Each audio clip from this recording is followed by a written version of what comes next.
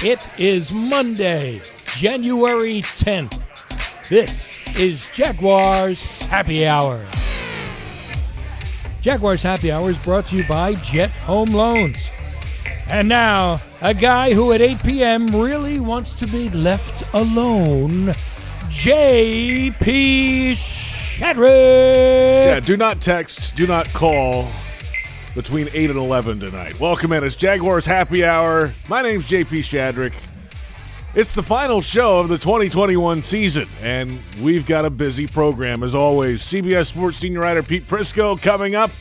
Pride of the Jaguars left tackle Tony Boselli has chosen to grace us with his presence tonight in studio. We'll review Week 18, a Jaguars W. 26-11, the final score.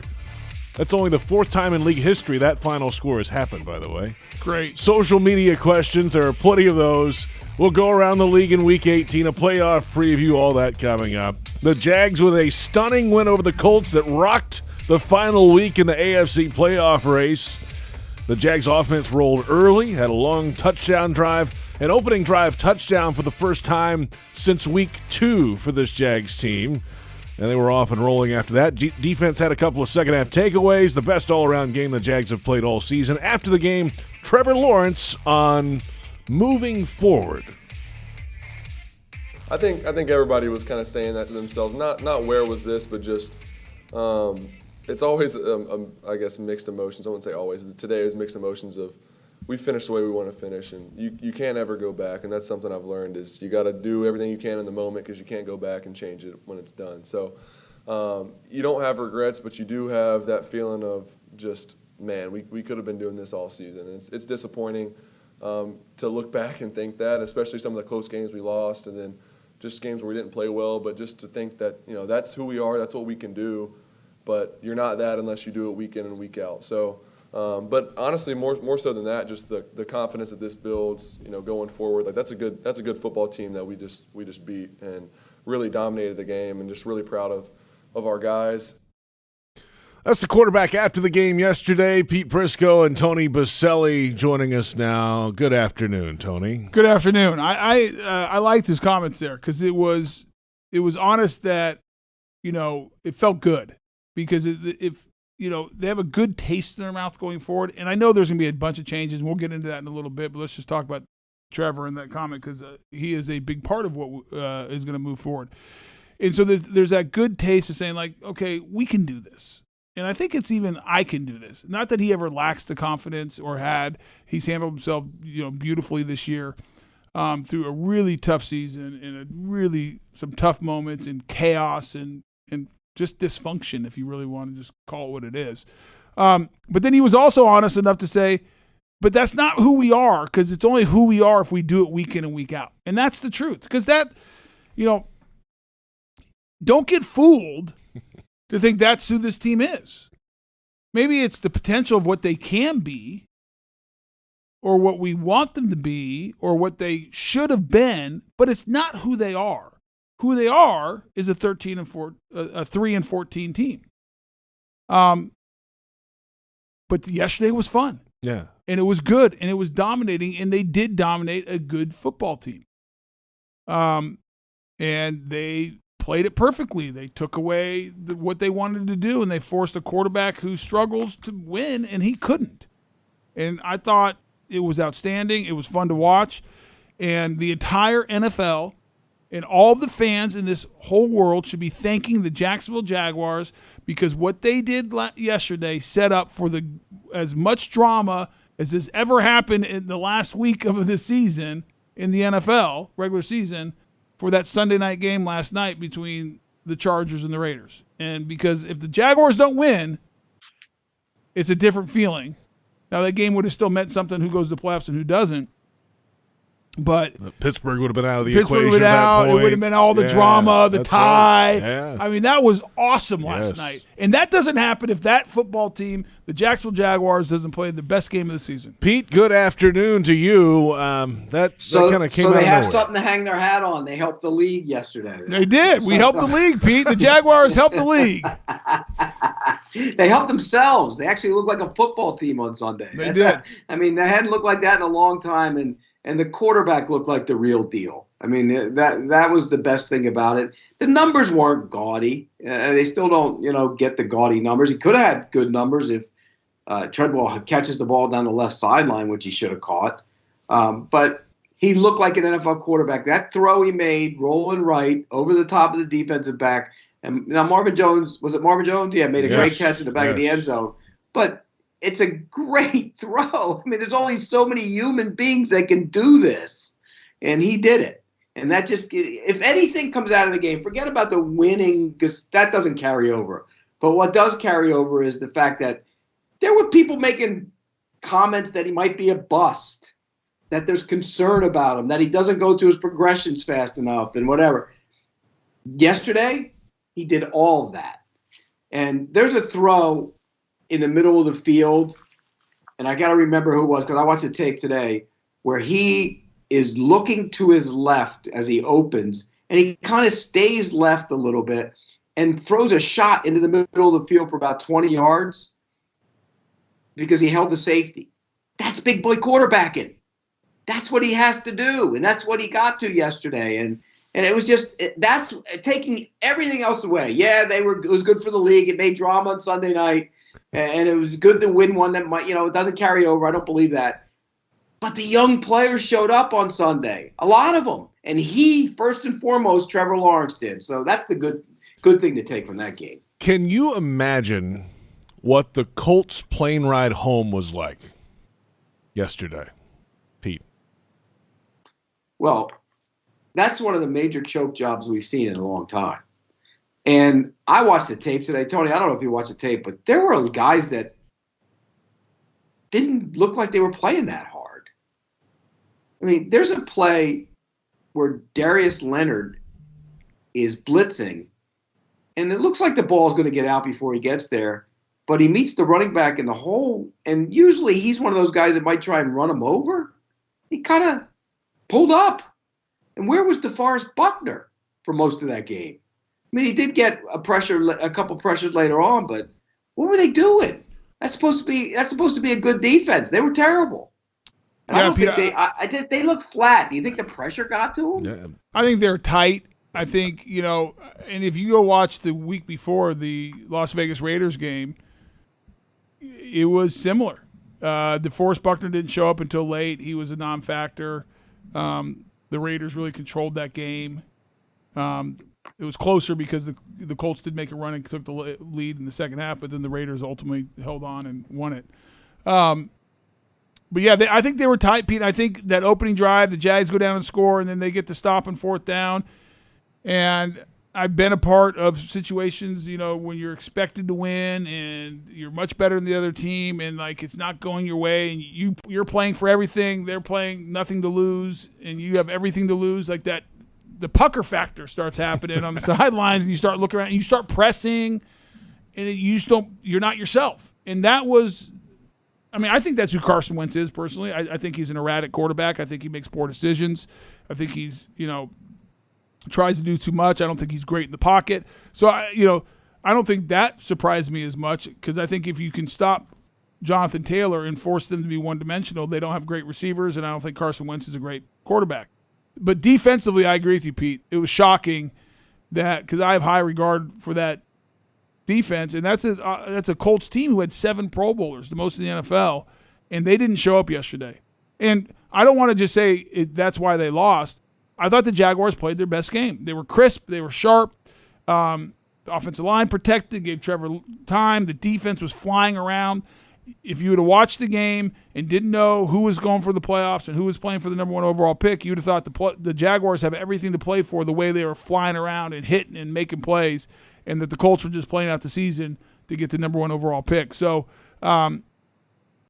we could talk about this, Pete, but or we can do it later. The Colts have major issues. They don't scare anybody down the field. No, they have major issues as an organization. They have a really good defense. They have a good offense line. They have a good back. Pittman's a nice receiver. They have no speed other than that at the receiver position. I like their tight ends. Doyle's a good tight end. Ali Cox, good tight end. They're good players, but they don't have a quarterback. They don't have a franchise quarterback. I'm sorry. Carson Wentz isn't that guy. No. But it's funny how in a span of 2 weeks, they've gone from the team nobody wants to play to the team that's sitting at home watching. 2 weeks. Remember, they beat New England at home, went on the road and beat Arizona in 2 primetime games. And everybody's talking about, oh, the Colts are here. Here come the Colts. Watch out. Nobody's going to want to play them. And if I'm not mistaken, there were certain people on this show that were saying they were going to run down the Tennessee Titans at one point. Remember? I thought that not as much because I thought they were a good football team, better than what they finished the season at, and a lot of people did. I didn't think the Titans, and this is why I think Mike Vrabel should be coach of the year. 101 different players played for him this year. They had most injuries in the NFL. Most of anybody ever in a non-strike season. Ever, and they had their best player out for the second half. Was out for the second half of the November, season. Yeah. I mean, that was the greatest coach. He's the coach of the year. What he did to get the number 1 seed, and I didn't think they'd be able to do that, Pete, when Derrick Henry got hurt. And I thought the Colts would close ground because I did think they were a really well-rounded team with that running attack and that defense. They faltered down the stretch. They folded their tent. The Raiders went in there and beat them at home, and the Jaguars beat them on the road. Here's the other thing about the Colts. They don't rush the passer that well. No. DeForest Buckner's a good player. He's a really good player. But he's not a great pass rusher. No, they're not a great pass rushing team. You saw that in the second half against New England. Mac Jones stood there and did what he wanted to, and the Raiders did what they wanted. They don't rush the passer well enough. So think about their flaws. Quarterback position, pass rush, and they don't have any speed outside. That's a problem. All of it. So now moving ahead, the Jaguars coaching search will take full headline status for the Jags moving ahead here. I haven't seen before we get to that, can I ask a question? Yeah. It didn't look like sure. on TV that there were many clowns in the stands. Were there many? Didn't look like there were there 20? 50? I was not in the stands. I was in the studio. Tony, you were out there. It was not overwhelming, Pete. So the clown movement didn't go far, I guess. So it's a vocal minority. I God bless Mike DeRocco. He had a great tweet because he said the clowns took their costumes off during the national anthem. Respectful, yeah. I mean, look. You know how I feel. I've said it time and again. Balky needs to go. Clean it out. Get him out. I mean, you see what the Bears did today. They just blew them all out. Ryan Pace, and we see what the Vikings did today. They blew them all out. Get them all out. Scoop them up and go. Miami didn't. They just got rid of Flores.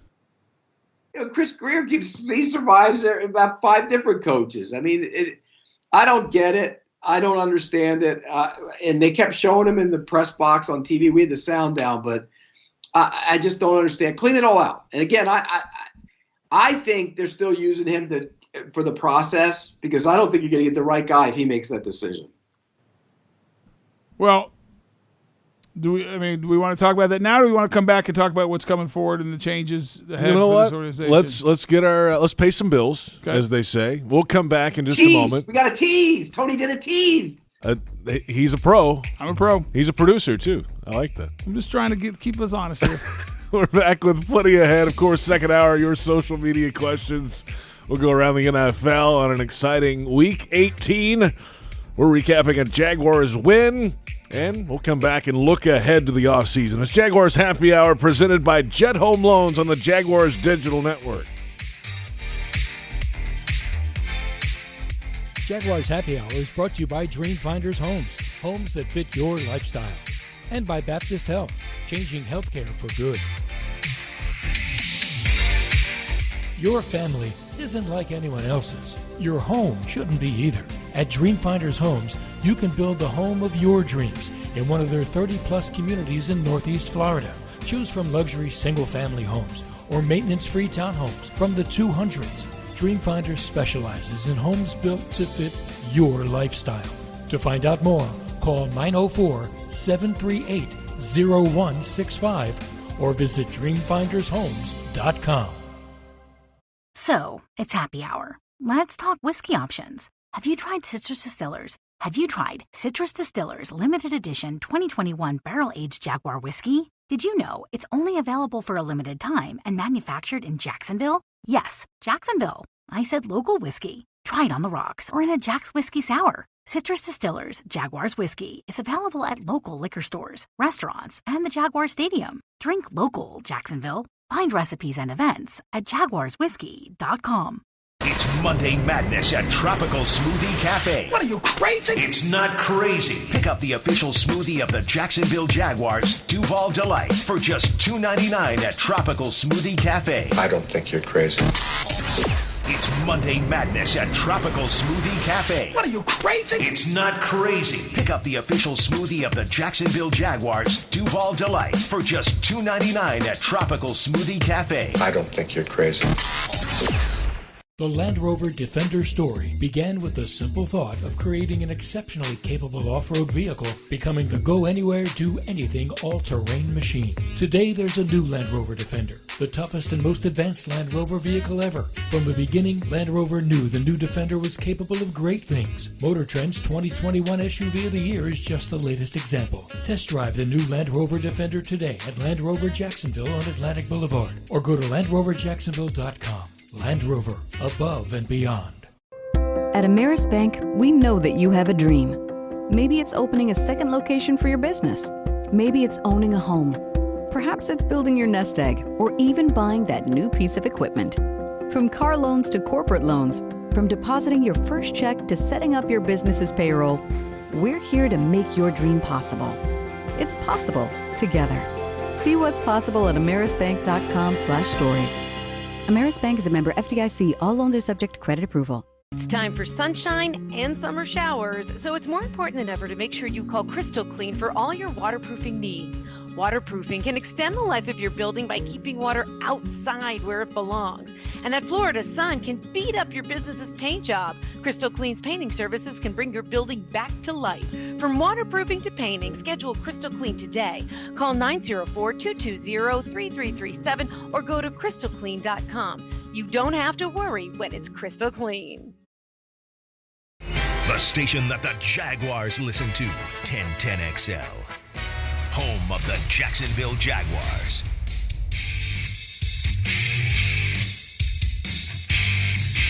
Well, it was a great play. I'm glad you asked about it. You know, it was a great play and a play that we really want and know that Trevor has the ability to make.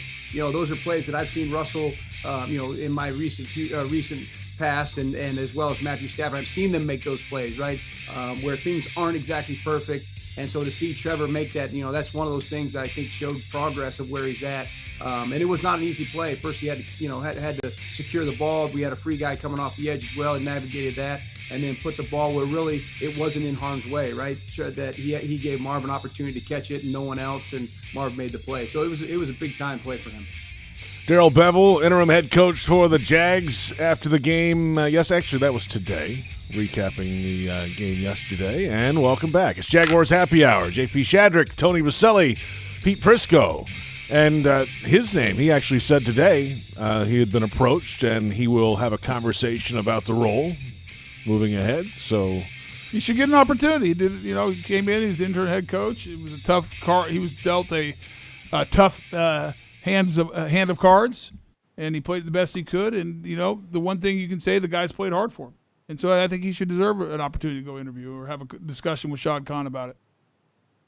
Hey, all the guys that went to the game in clown suits, did they take the van back yet? Are you saying it was one clown car that came? Wow. Yeah.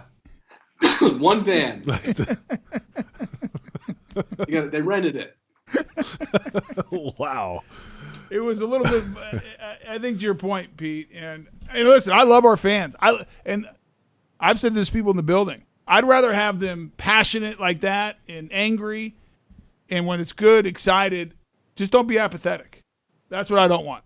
And so I'm joking about it because, it was the biggest story in town. Absolutely. Going into it, and it was not quite the turnout maybe that everyone thought it was going to be. And so it's fun to have a little bit of fun with them. Clown suit too, though, doesn't it? Isn't it hard to find clown stuff? It's a big commitment. I'll tell you that much. It's a commitment to show up to a football game in a clown suit. Yes, it is. I mean, it is. Hey, look, I'm not mocking the passion of the fans. They got mad at me last week when I said what I said. I'm not mocking it. That's good. But seriously, So, Pete, we left. I mean, I'm with them. I think they need a change. I've said it many a time. Well, you've been clear. You think that Trent Baalke should be gone. And so that goes into where we're going. What's next? Yeah, what is next? Where does this organization go? I mean, they've interviewed a number of guys, yeah. and it's the day after the season. But that's all that matters now when you're 3-14 and you fired your coach, and there's definitely a lot of opinions out there about the general manager and what they should be done with him. And to be clear, Shad has not come out and said anything. Trent is under contract, and so if you're under contract, you expect to come to work, just like the coaches are under contract, came to work today. That's correct. And so it's not like Shad said, yep, keeping him. No, I'm firing him. He just hasn't said anything, which is his right as the owner. And Pete, I think as I look at it, what is the right decision? And I've said this on this show, and I've said it on the Breakfast with Boselli in the morning on Mondays, is, in my opinion, in being around this place and knowing people in the building and being a part of this organization for the better part of 27 years now. I mean, I came here in 1995. Yes. I mean, I'm getting old. We know. No, my point is we remember. I'm getting old, and I've been here a long time. And I've been around the game of football a long time. And this organization is, in my opinion, is like two different organizations if you look at it. And you look at the business side of the Jacksonville Jaguars, it is world class. I would argue that it is as good as any organization in professional sports. They are first class, and they do things at a exceptional level. And then you add on the fact that it's a small market team, and what they do under the leadership of Mark Lamping and all the leaders that he has over there, they do an outstanding job. It's world class, and you've seen what they've been able to do, and Shad's been able to do as the owner to stabilize this franchise. And I no longer, or anyone else no longer, has to go out there and defend this team of not moving and going to LA or going to wherever, St. Louis, or whatever other city they used to say. That's not a story anymore. And that's because of Shad Khan. It's because what they've done on the business side and how they've stabilized this organization. Outstanding job. They've invested in the infrastructure. They've invested in the city. Right now, by the metric that only matters is wins and losses, it is a very poor organization when it comes to football. When it comes to execution on the field, when it comes to competing, it's a team that has double-digit losses 9 out of 10 seasons since Shad's been owner. It's not good. It's poor. Fans are mad. People in this building are mad. Everyone's mad. Heck, the media's even mad. When does the media get passionate about anything? Because it's bad, and it has to change. Because because it's the reason this organization exists is to play football. It's a professional football team. It's in the NFL. It's to compete. It's to win football games. And they don't do a good job of that today. And so, and I think a lot of it has to do with the culture, the alignment, everyone, being on the same page, the structure. I mean, you can go down the list. And the question that I think you have to ask is, do you think that the people in the building that they currently have can fix that? It's not just about picking. It's not just about picking draft picks and all that stuff and transactions. My goodness, we had the number 1 overall pick last year. We got a generational quarterback that we all think is a franchise quarterback. And we went through one of the worst seasons, and by some metrics, the worst team ever. It was not any better than last year when we were 1-15. No, they were the lowest scoring team through 16 games in franchise history. Yeah. Yes. I mean, it's bad. And so obviously just getting more high picks isn't going to fix it. It's bigger than that. They need to.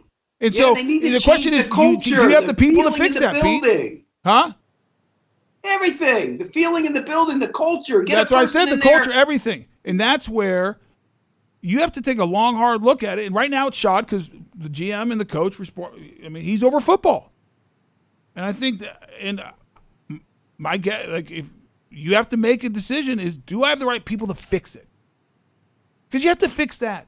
I would argue you have to fix that before you have to worry about who you're going to draft or anything else. And you need to fix that and have an idea of what you want that to be as you go in to hire this new head coach. Is that part of these early conversations, though, with some of these candidates, just to get their idea or thought or? Well, it depends. Are you going to have a structure where it's run by the head coach and he is overall everything? Is it going to be a two-headed monster? The GM and the head coach are equal footing, and they both report to the owner. That's my. Is there going to be? Is it going to be the structure? JP? Is it going to be a structure like they had when Tom Coughlin was here, with his executive vice president? Where's that guy? Where's that guy? They haven't mentioned that. Where's that guy? They haven't living in. They're not talking about that. That's what I'm saying. Okay, Pete. My point is, I think it's unknown right now. Yeah. No. Here's the thing with Trent. Okay, if Trent's there,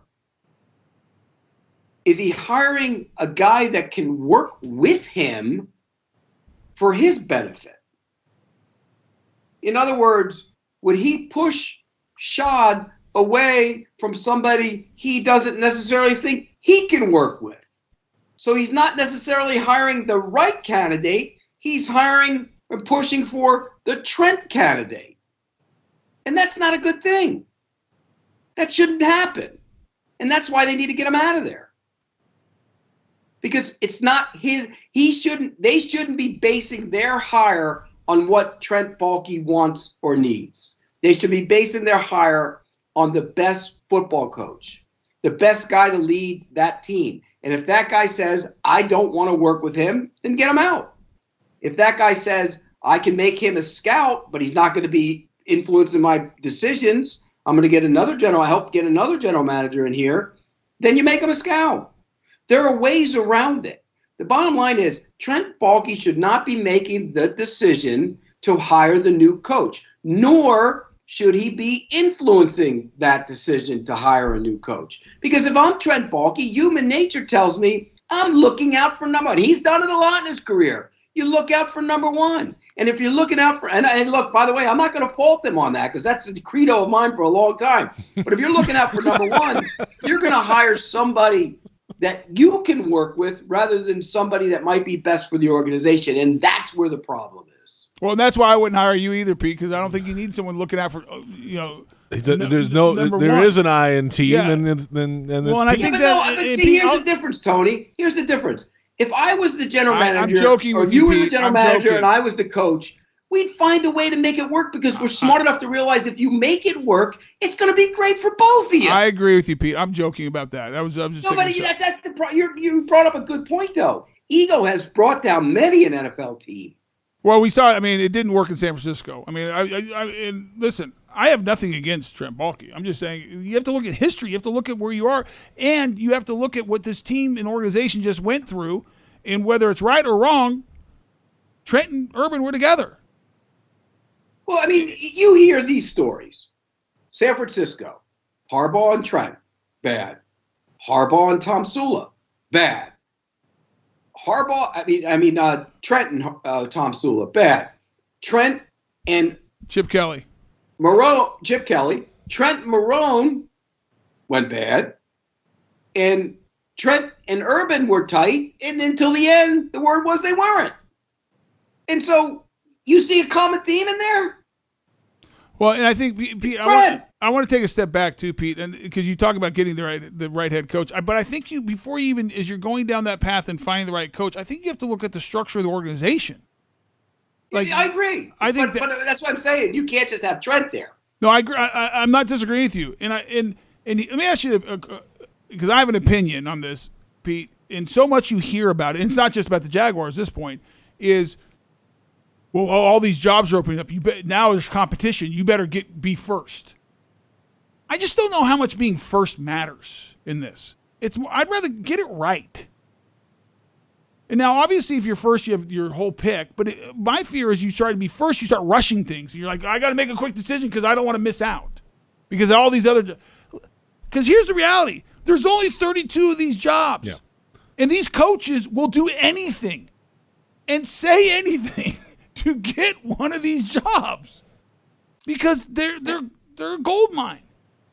And well, here's the other this is thing what too, every coach Tony. strives to be. So I'm not faulting them, by the way. I'm not saying these coaches are bad people. I'm just saying this is this is what they're striving for, and these are hard to come by. And so I think you have to take a whole step back and look at it from a macro sense of like the big picture and like structure and like who we want to be and how do we want to do this and what is best for our organization, gives us the best chance to win. And in this case, because you have a young franchise quarterback who I think is the future, you better be thinking about him as you're structuring this organization and who you have involved in it. And here's the other thing. You don't necessarily have to go out and find the hot coordinator from a good defense or a good team. You need a leader of men who can delegate and maybe not even a play caller. Some of the best coaches in the league haven't been play callers. Mike Tomlin doesn't do anything on the sidelines. He doesn't call plays. John Harbaugh's pretty good. He doesn't do anything. Yeah. And so that's the kind of guy you need to find. You need to find a guy like that. Yeah, but I agree with you on structure. If you go for an EVP up top, then the general manager, then the coach, all working together. And I don't see that. We haven't heard. Have you heard anything? Any talk of that at all? I have not. None. I have not heard anything. No. But that doesn't mean. It's not like. It's not like you and I, hey, Peter. There's a statement from the owner. Like, no, but you know what I'm saying. No, I agree with you, Pete. But here's the thing: Jaguars, like for example, the Bears are leaning on Bill Polian to help him in their search. Yep, and I have no idea. And there's only one person who does, by the way. Mm-hmm. And his name is Shad Khan. He happens to be the owner of this team. And I'm sure he's talking to certain people and getting input. But ultimately, this is going to be his call. And this is where I go back to Trent, and we can move on after this. But, right now, Trent Baalke is the GM. He's under contract. He is working. And he might be the GM next year, and he might not be. We won't know. And Shad might just say, why am I making a statement? He's the GM. He's under contract. We're moving forward. Maybe he'll come out and say something. Maybe he'll make a change. We don't know. I just thinking, looking at the big picture, something has to drastically change because whatever we've been doing for the last 10 years isn't working. It's broken. And that's just, that's not being, I love this place. I would argue there's very few people who love it as much as I do. So I'm not being critical of Shad or anybody. It's just reality, and that's what the numbers tell you. True. And it is what it is, and it is what it is, and what it is needs to change. Yeah. So it's something else next year and the years to come. Yeah, what it is not good right now. No. We'll come back plenty ahead on this topic, of course. We'll touch on some of the highlights again from yesterday's win over the Colts. Second hour coming up. Your social media questions. We're going to keep it real, as we always do. I think we are keeping it real, are we not? Oh, it's real, all right. And it's spectacular. And this is Jaguars Happy Hour, presented by Jet Home Loans on the Jaguars Digital Network. Jaguars Happy Hour is brought to you by TIAA Bank. Turn potential into progress. And by Publix, where shopping is a pleasure. Your family isn't like anyone else's. Your home shouldn't be either. At Dreamfinders Homes, you can build the home of your dreams in one of their 30-plus communities in Northeast Florida. Choose from luxury single-family homes or maintenance-free townhomes from the 200s. Dreamfinders specializes in homes built to fit your lifestyle. To find out more, call 904-738-0165 or visit dreamfindershomes.com. When it comes to water, choose our team, the winning team. Choose CGC Water Treatment. CGC Water Treatment works, and it works for DG too, former Jags QB, David Garrard. If you're not filtering your water, you are the filter. Don't be the filter. Discover the Kinetico difference. Call CGC Water Treatment at 844-CGC-JAGS or visit cgcwater.com. CGC Water Treatment are proud partners of the Jacksonville Jaguars and your local independent Kinetico dealers. Everyone's so busy keeping up. Forget about the Joneses. We all on our telephones with the texts and the tweets and the beats. What he said, she said, can't even follow the thread. Down the hole, we all go. Me, I like keeping up too, with my Corona and my attitude. That's La Vida Más Fina. Relax responsibly. Corona Extra Beer, imported by Crown Imports, Chicago, Illinois. Healthcare coverage for less? Yes. Now, because of the new healthcare stimulus, you can get better benefits, more coverage, and pay less with a Florida Blue plan. Claim your savings today. Visit floridablue.com/getcovered now. Policies have limitations and exclusions. If you already had health insurance in 2021, speak with an agent to find out how changing plans could impact your deductibles and out-of-pocket maximums. Florida Blue and Health Options Incorporated, DBA Florida Blue HMO, are independent licensees of the Blue Cross and Blue Shield Association. It may be football season, but pests are in full force here in Jacksonville. That's why you need Kingfish Pest Control's $99 knockdown treatment. Kingfish Pest Control will safely eliminate spiders, ants, roaches, and more for just $99, backed by their 100% customer satisfaction guarantee. Kingfish Pest Control is family-owned with thousands of A-plus customer reviews. They're hands down the best pest control company in Metro Jacksonville and a proud partner of your Jacksonville Jaguars. Let the pros tackle the pest in your home. Go to kingfishpest.com. That's kingfishpest.com. In America, the future belongs to everyone. So we built the trucks of the future for everyone. Ford F-Series, America's best-selling trucks for 44 years straight. Built for performance and capability on and off-road. Because the trucks of the future aren't built for a few. They're built for America. Ford F-Series. Drive one today. Based on 1977 to 2020 calendar year total sales. Dempsey and Fat Tony. Jaguars Today. All Jaguars, all NFL, all the time. 10 to noon weekdays on 1010XL. Welcome back. Jaguars Happy Hour on a Monday afternoon after the regular season. This is the final show of the 2021 season. The final time JP Shadrick, Tony Boselli, and Pete Prisco will be together in this season. Well, maybe we'll, do a one-off here or there in the offseason. No, we but won't. No, I don't know. won't. Pete's agent is tough. Yeah, Pete wants too much money. My agent is tough, but Boselli's price is going to go up this year. That's on a lot of things. Let's hope. Yes, on a lot hey, of things. before I don't want to go down that path right now, Pete. Please. Hey, but we're talking about we were talking about last segment all this stuff, right? So Trent Baalke's the GM. He's the GM. And let's say it moves forward like that. What is the best candidate of the names that are out there right now that would make a good fit? Yeah, and I think that's a good conversation, JP, because I think we should assume for right now that Trent is the GM. Because he is. He's under contract. And Trent's been around football a long time. He knows personnel. He has been a scout at a lot of different places. He's had success. If you look at this draft this year, a lot of people have killed him for it at times, but I think setting aside, looked better yesterday. Set aside Trevor Lawrence. Obviously we don't know about Etienne. He talked today. Yeah, he talked today. But whether did. you like picking a draft running back in the first round or not, Pete and I are in agreement here. We probably would not, but that's not fair to Etienne because he might be a great player. He hasn't played a snap yet. Tyson Campbell is, it looks like is going to be a really good player. Got better as the year went on. And he's going to be a good corner. And that Trent picked him. And you look at Walker Little, shaky early, but he was also out a year. Was supposed to be a first rounder before he got hurt and sat out for COVID.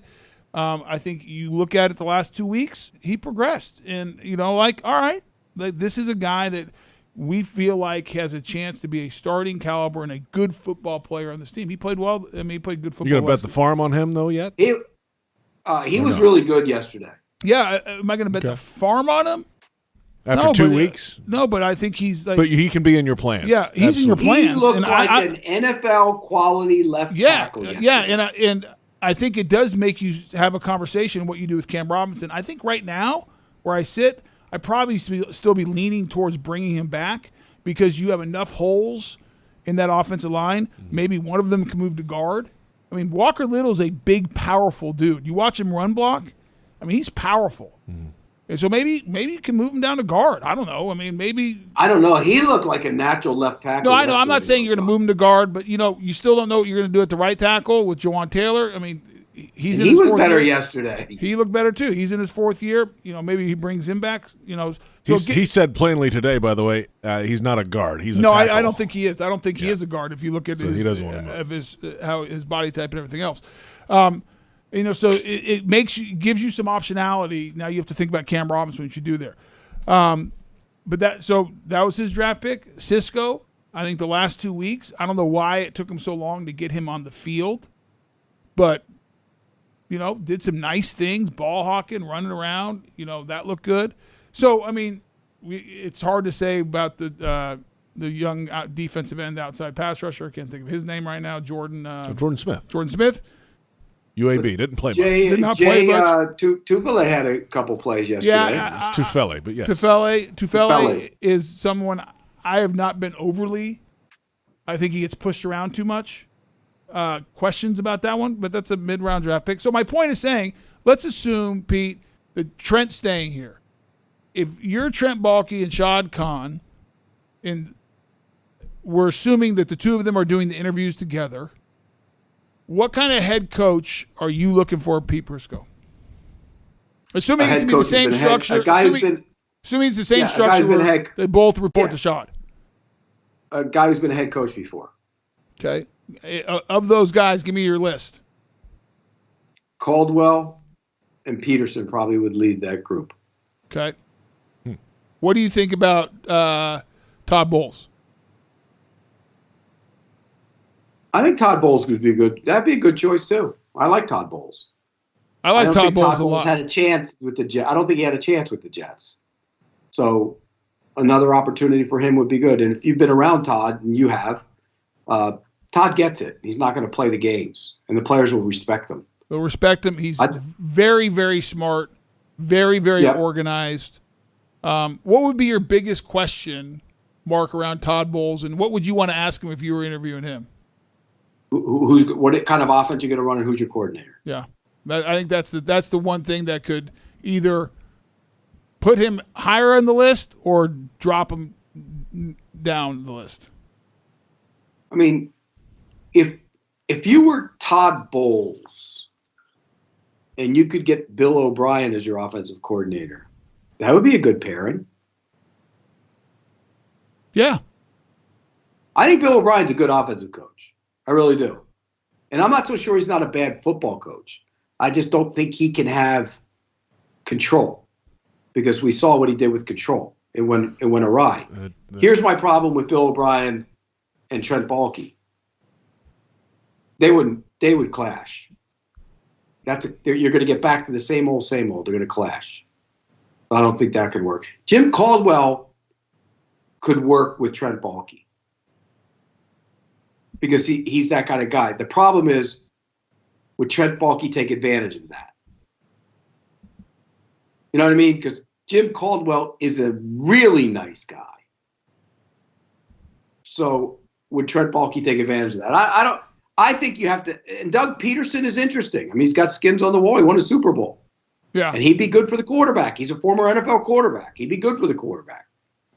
But I think of those guys, that's the coaches that have, Josh McDaniels isn't coming. They haven't even talked. They haven't even put his name out there. What about the non-head coaches? How would you rank I'll just name you three. Yeah, guys that have been coordinators. Hackett, Leftwich, and Moore.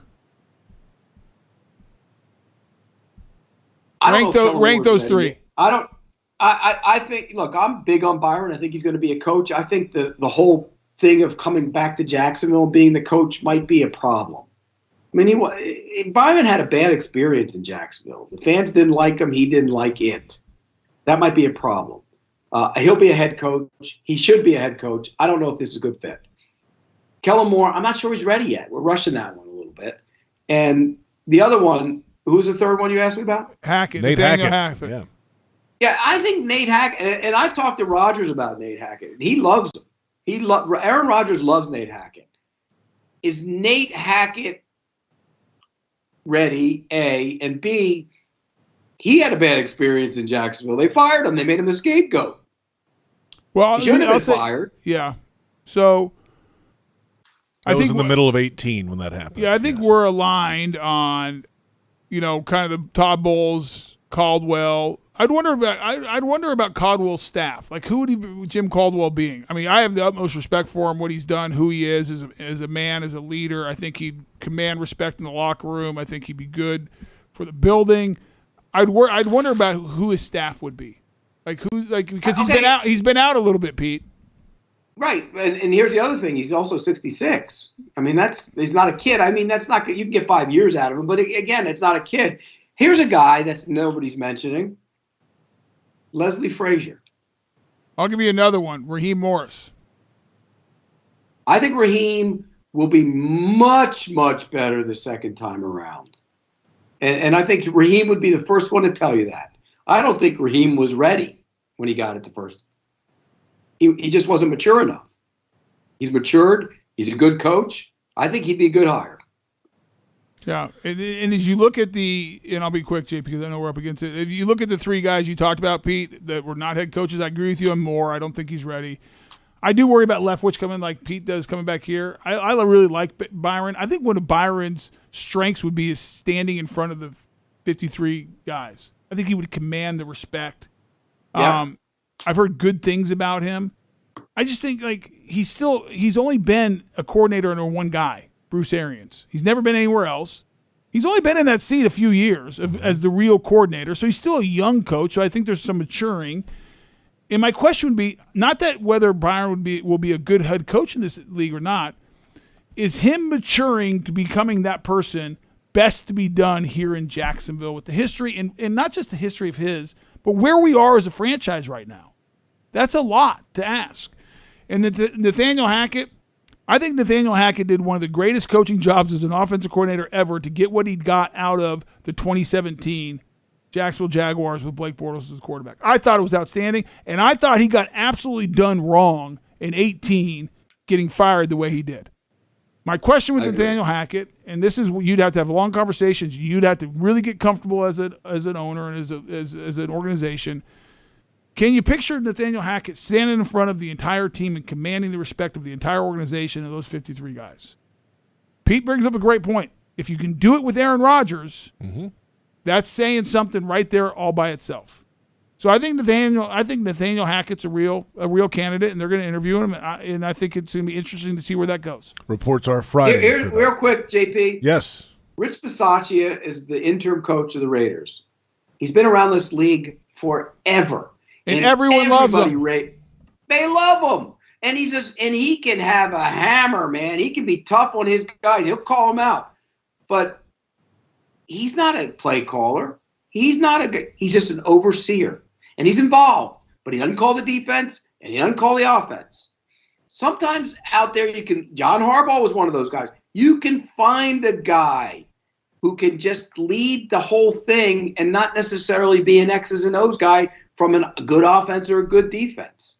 That's what you have to find. And I think and they haven't even gone any of that route yet. These are all been ex-coaches and coordinators so far. Right. We'll come back in a moment. Draft order finalized. The top 16 at least. After the regular season is done. The Jaguars land at the top. Spoiler. Winner, winner, winner. A winner and a number one overall pick yesterday. Pretty good day at the office. Second hour coming up in just a little bit as well. It's Jaguars Happy Hour presented by Jet Home Loans on the Jaguars Digital Network. Your family isn't like anyone else's. Your home shouldn't be either. At Dreamfinders Homes, you can build the home of your dreams in one of their 30-plus communities in Northeast Florida. Choose from luxury single-family homes or maintenance-free townhomes from the 200s. Dreamfinders specializes in homes built to fit your lifestyle. To find out more, call 904-738-0165 or visit dreamfindershomes.com. Jaguars fans are gearing up and saving big at Fanatics.com. The world's largest collection of officially licensed fan gear from all the leagues, teams, and Jaguars players you love. Shop the most trusted brands, exclusive designs by Fanatics, and autographed collectibles from today's biggest stars. Join Fanatics Rewards today and earn fan cash on every purchase. Shop now and get today's special offer. Fanatics.com. Officially licensed everything. At VyStar Credit Union, you inspire us to deliver on our promise, to do good for our members and our communities. That's why we offer more banking options, like better rates and no hidden fees. We also give back, donating several $1 million to hundreds of nonprofits each year. Better financial lives, stronger communities. VyStar Credit Union. Do good. Bank better. Visit 5starcu.org/join. Insured by NCUA. Alert Today Florida reminds you that pedestrians are the most vulnerable of all road users. Everyone walks, whether you walk to work or school, or you walk for health benefits. Here are some safety tips that everyone should know. It's safest to walk on a sidewalk, but if there isn't one, walk facing traffic, on the shoulder, as far away from traffic as possible. Always cross at an intersection or in a crosswalk, and for your safety, obey the pedestrian signal. To increase your visibility when walking at night, carry a flashlight and wear light-colored or reflective clothing. And drivers, always be on the lookout for pedestrians, especially at night, because safety doesn't happen by accident. Hiring qualified veterans and helping veterans grow their businesses isn't just the right thing to do, it's also good business. Fiserv Salute provides the military community with career opportunities, education resources, and business solutions for veteran-owned businesses, including free processing on Independence and Veterans holidays. To find out how Fiserv helps veteran-owned businesses and their career opportunities, visit Fiserv.com and follow them on Twitter and Instagram at Fiserv, an official military partner of the Jacksonville Jaguars. It's the New Year's sale going on right now at Renewal by Andersen. Get 20% off patio doors and 22% off windows, all designed to withstand the harshest weather environments. There's no money down, no payments, and no interest for 12 months. Visit rbafla.com for more. This offer expires January 31st and restrictions apply. Renewal by Andersen, the official window and door replacement company of the Jacksonville Jaguars. License number CGC 1527613. When Jaguars news breaks, you'll hear about it first on 1010XL, home of the Jacksonville Jaguars.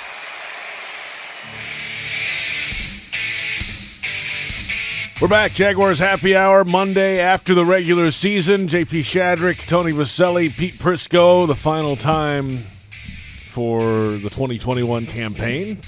Now it's on to the offseason and everything that brings. Coaching search is underway. And soon, the NFL draft right around the corner. Yes, the Jaguars have the number one overall pick for the second year in a row. The top 16, in fact, finalized yesterday. Jaguars, the Lions got a win, so they finish at 3-13-1. The Texans will pick third, Jets fourth, Giants fifth with their own picks. Panthers sixth. Giants get the Bears pick at 7. Falcons at 8, Broncos at 9, Jets are at number 10. There you have it, in the top 10. So the New York team's picking twice in the top 10, and the Jaguars right there at the top again. Here we go. Draft talk commences. Draft talk. Pete, who you picking, number one? You're the GM. You know what? I went back and watched more Hutchinson tape. I'm taking Hutchinson. I'm taking Hutchinson. Over the Oregon kid? Yeah, he's a better player. Here's the thing. When somebody said to me, they go, his Penn State tape wasn't great. So I went back and watched it. He had 3 sacks in the game. They chipped him and did the running backs got on him, and the tight ends chipped him on every play. They ran away from him almost the entire game, and they got the ball out of the quarterback's hands quickly. And he still had 3 sacks. He's a disruptor. He's plays hard. His hands are Tony, you know the guys with the hands, the Bosas, those guys that know how to use their hands, and they look like, when they got to the NFL, they look like pros already. He's one of those guys. He's got the great get the hands off me as he's rushing the passer, and he's a big. I think he's going to get bigger. I don't think he's not a thick kid yet. He looks lean a little bit. He's tall. Watching him against Georgia, which everyone killed him. Yeah, the left tackle was laying on top of him a couple of times. I mean, the left tackle is going to be a starting tackle in the league, by the way, just to tell you. And he wasn't bad. But he just didn't get. I mean, Georgia just dominated that game overall. Right, Pete. Did you watch the Michigan State game? Michigan State game? I haven't watched that one yet. Check that one out because he only had like 3 tackles. He did have a sack in the game, but they ran the ball a bunch. That was a day that the running back for State had 5 touchdowns. Yeah, my only concern with him, Pete, and I've watched very little, no tape, just like watching him live. So in highlights, so I'm the wrong person. Like I don't even know who I'd pick right now. I haven't watched one college tape, but watching him on TV, he looks really lean. Like he doesn't look very strong, like big. But he is strong though. That's the thing. He's lean and strong. because he can bull rush guys, to big guys. He can bull rush them. He's strong. I mean, that's the thing. I'm the same way. When I watch him on TV, I'm like, okay, he's lean. He needs to put on about 20 pounds. Yeah. But when you watch him, he plays strong. He's a strong kid, Tony. He's powerful. Why'd you sour on the Oregon kid, Pete? I haven't soured on him. This kid plays tough and hard every play. And you know what I love? When a guy chases down run plays from the backside. You know, that tells you that he cares. I mean, I'm talking to him across the way. He chases him down. And I don't think the Oregon kid does that. Pete, where do you rank the receivers coming out? The kid you're going to see tonight's the best receiver. Jameson Williams. Yeah, I haven't watched enough. I watched a little bit of Ohio State, but I've watched a number of Alabama games. The kid can just fly. What does he run? What's he going to run, like 4.3? I don't think he's that. Yeah. I don't think he's the burner. I think he's game fast. He's game fast. Yeah, Pete. He's game fast. Because he can catch it, and all of a sudden he can outrun everybody. Like, whoa. Yeah, like the other kid that's the other top receiver, the other Wilson from Ohio State, he's not a burner on the clock either. But they play fast. Yeah, he's the one. That's the one I would take, because he's the guy, every time he touches the ball, you have to hold your breath. But you're not That's what you want. You're not taking him number one overall. No, I take either Hutchinson, Thibodeau, or Neal. That's my pick. If I'm stuck at one. Neal, the left, but I think Little's play the last 2 weeks gives me some options now of not being forced to take a Neal. There you have it. So we'll come back, second hour of Jaguars Happy Hour right around the corner. We'll recap the game again yesterday. We'll keep it real. We haven't done that yet. Yes, we have. But we'll do it again for real coming up. Your social questions will go around the league as well. It's Jaguars Happy Hour presented by Jet Home Loans on the Jaguars Digital Network. Your family isn't like anyone else's. Your home shouldn't be either. At Dreamfinders Homes, you can build the home of your dreams in one of their 30-plus communities in Northeast Florida. Choose from luxury single-family homes or maintenance-free townhomes from the 200s. Dreamfinders specializes in homes built to fit your lifestyle. To find out more, call 904-738-0165 or visit dreamfindershomes.com. Jaguars fans are gearing up and saving big at Fanatics.com, the world's largest collection of officially licensed fan gear from all the leagues, teams, and Jaguars players you love. Shop the most trusted brands, exclusive designs by Fanatics, and autographed collectibles from today's biggest stars. Join Fanatics Rewards today and earn fan cash on every purchase. Shop now and get today's special offer. Fanatics.com, officially licensed everything. At VyStar Credit Union, you inspire us to deliver on our promise, to do good for our members and our communities. That's why we offer more banking options, like better rates and no hidden fees. We also give back, donating several $1 million to hundreds of nonprofits each year. Better financial lives, stronger communities. VyStar Credit Union. Do good. Bank better. Visit vystarcu.org/join. Insured by NCUA. Alert Today Florida reminds you that pedestrians are the most vulnerable of all road users. Everyone walks, whether you walk to work or school, or you walk for health benefits. Here are some safety tips that everyone should know. It's safest to walk on a sidewalk, but if there isn't one, walk facing traffic, on the shoulder, as far away from traffic as possible. Always cross at an intersection or in a crosswalk, and for your safety, obey the pedestrian signal. To increase your visibility when walking at night, carry a flashlight and wear light-colored or reflective clothing. And drivers, always be on the lookout for pedestrians, especially at night, because safety doesn't happen by accident. Hiring qualified veterans and helping veterans grow their businesses isn't just the right thing to do, it's also good business. Fiserv Salutes provides the military community with career opportunities, education resources, and business solutions for veteran-owned businesses, including free processing on Independence and Veterans holidays.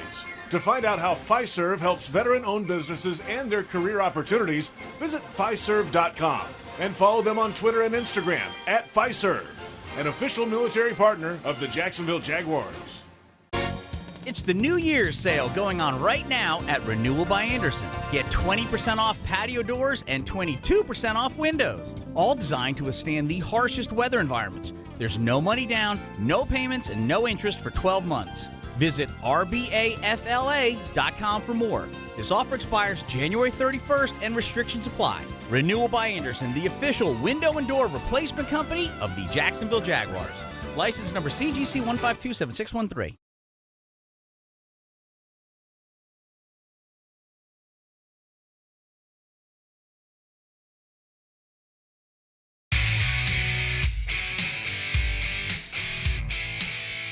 I don't know. I have to look back and really think about the biggest thing I've learned. I think just for me, learning how to really be resilient in tough times and to keep being the same person and to try to keep that confidence week in and week out. You know, it's a 17-game season, and just because you have a bad first game or a bad seventh game, you still have so many games left, and you gotta come ready to play each week. And regardless of, we didn't win a lot of games this year, but there's so many games we could have won, and we could have won, and we have enough talent, and every team has enough talent, and it's really about execution. It's about being ready, everybody being on the same page, and I think that's the biggest thing I've learned is college, it's more about talent. Obviously, towards the end of the season, you look at the national championship playoffs, all those, talent is kind of equated, but here, every game is pretty even. Any team can win any given Sunday, and knowing that, I think that's something valuable that I've learned. It's Trevor Lawrence after the game yesterday, and welcome back. It's the second hour of Jaguars Happy Hour on a Monday after the regular season. JP Shadrick, Tony Boselli, Pete Prisco. The Jaguars snapped an 8-game losing skid yesterday. 26-11 the final score. They scored on the opening drive, hit a bunch of field goals, moved the ball, certainly in the first half. The Jags defense got going in the second half with a couple of takeaways, a fumble off Carson Wentz, an interception off Wentz as well. We mentioned Lawrence. He had one of the best days of his rookie campaign on the final day of his rookie season. The Jaguars secured the number 1 overall pick, even though they won. Detroit won over the Packers, so the Jags are picking number 1 overall for the second year in a row. Coaching interviews continue. All the reports of more interviews coming up this week. And we've arrived at the offseason. Tony, you look very excited about that. I am excited. You're never excited when you go, 3-14 and have the season we did. I'd be much more excited about if we were playing if we were in the playoffs right now. That'd be fun. Yes, I'm excited. I get to go do playoff games. I'll be doing Dallas, San Francisco this weekend. I saw that. That'll be fun. That's big. Wow. It was Spiro Ditas, right? Yep. I'm not excited about how this season went and that it's the off season. I'm very interested in where this goes, though. I'm interested to see who the next head coach is. I'm interested to see what Shad decides to do. I'm interested to see how this organization evolves on the football side. I'm interested in thinking, are we going to do something different, or are we going to do the same old, same old? I'm interested, curious. I'm tired of losing. I'm tired of having these conversations every year, it feels like, outside of one in the last decade plus, because even before Shad became owner, it was similar. To your point earlier, everybody wants an answer now, like today. Yeah, you're not going to get it. That's not going to work. That's not how it's going to happen, Pete. No, you're not going to get it. It's going to be. You got to be patient. Tony was right. You got to be patient. Get the right guy, not the first guy. It's the right guy. Hey, real quick, did you guys watch the game last night? For Pete, maybe the best. And you always do this in the moment, but it was one of the best football games I've seen in a while. It was outstanding. But the way that kid threw the ball around, that's what Trevor Lawrence should look like next year. When need be, to sling it around to fast, good receivers in the passing game, he should be able to do what Herbert does. There's a lot of similarities between the two of them. Long, big, athletic, can really rip it. He should be doing what Justin Herbert did last night. Now, you don't want to throw the ball 60 times a game, but I'm saying in situations where you have to zing it around, he should be capable of doing what Herbert did last night. That's what he has to get to next year. And it's not just on him. it's building around them. Yeah, I mean, he has some weapons. His receivers are pretty good. Good back, really good back in Eckler. As long as we don't get the head coach who goes for it in fourth and a long one on the 20-yard line. Just Pete, you promise me we won't do that? I mean, what the hell was he? And, these analytics kids, you know what it is? And I'm going to sound like an old fart here because I am, but they grew up playing Madden with their buddies. A lot of these guys, the fans out there in the Twitter cult. So when he goes for it, it reminds of them when they were facing their friend in Madden football. What are you doing? Momentum matters in the NFL. It really does. And you played, Tony. There's a flow and a feel to a game. What are you doing? Giving them a point play. You gave them 3 points, and it could have been here's the other thing. If the Raiders hadn't screwed up on the first play after they got that free field position, they ran some little trick play with Mariota. Right. What the hell are you doing? Right. But you think it was unbelievable. Next time we see Ole, we'll give him crap about that one too. Ole, what are you doing? Do you think Brandon Staley would like those 3 points back that he just gave the Raiders? Yeah, he'd be in the playoffs right now. Unbelievable. I mean, I just don't. There's something to be said for being more aggressive maybe than what they used to be. I get it. I understand it. And analytics helps you understand that. But don't be stupid with it. Game flow. And I thought Dean Pease last week. You saw Dean Pease when he said he went viral for some of the things he said, and he got crucified for it. He was right, by the way. He was right. Now, writing everything down but by that game hand, last night was fast. The whole thing was fascinating. The tie on the line, like the timeout. The Chargers, converting 6 fourth downs, like 4th and 21. I call right. Some long ones. Like, Gus, what are you doing? Then he had the 3rd and 22 draw play. That was the 3rd and 22 draw. Yeah. I actually like the timeout that Brandon Staley called. Everyone's killing him. They were going to run the same play, by the way. I didn't like it. Huh? No, they weren't because they had different personnel in the game. No, but my point is, Pete, the Raiders were getting up to run the ball, and if they got yardage and they got a first down, they would have tried to get the field goal. If they didn't, they were going to hope to let the clock run out. And that's why they ran the clock below 40 seconds so that they had the optionality. If they didn't get it, they could run it all the way down or force. You like that word today, by the way, the optionality. Optionality. Word. You like the optionality. Optionality, word. Baby. Optionality is a good thing to have in life, Pete. You got to have options. You mean options, not optionality.